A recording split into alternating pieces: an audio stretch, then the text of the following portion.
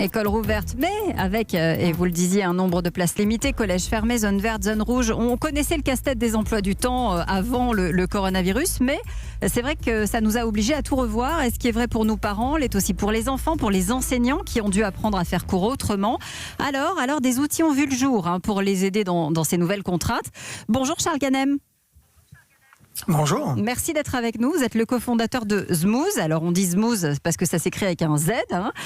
Votre start-up aide les enseignants à organiser les cours. Vous avez, vous, pendant cette période inédite de confinement, réfléchi à la manière dont vous pouviez justement les aider à transformer les cours ?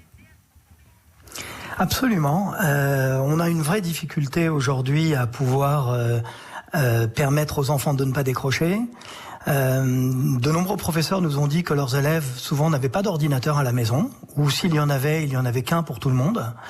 En revanche, quasiment tous les élèves ont un smartphone.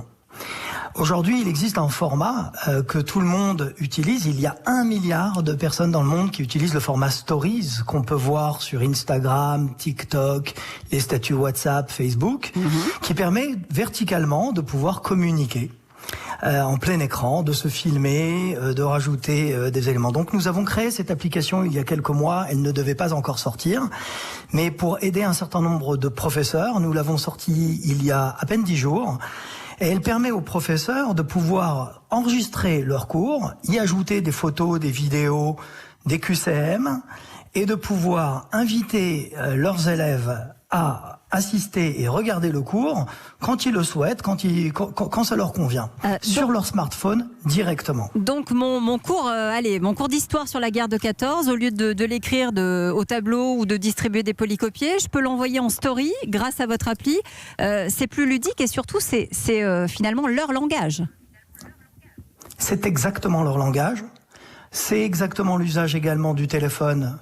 Et c'est également multimédia. Donc vous parliez d'un cours d'histoire. Il y en a sur la plateforme qui ont été créés.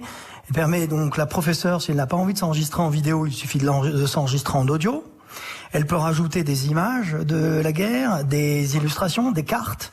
Slide après slide, on tape, on slide et on a une histoire complète, une story complète sur son cours. Et l'avantage, c'est qu'on peut également interagir avec les élèves en finissant son cours par un QCM et une messagerie où les élèves écrivent au professeur. Ouais, du coup, ça permet au professeur de garder un contact. Le professeur réalise ça très facilement. Oui. C'est facile à réaliser, mais ça permet aussi de garder une interaction avec les élèves.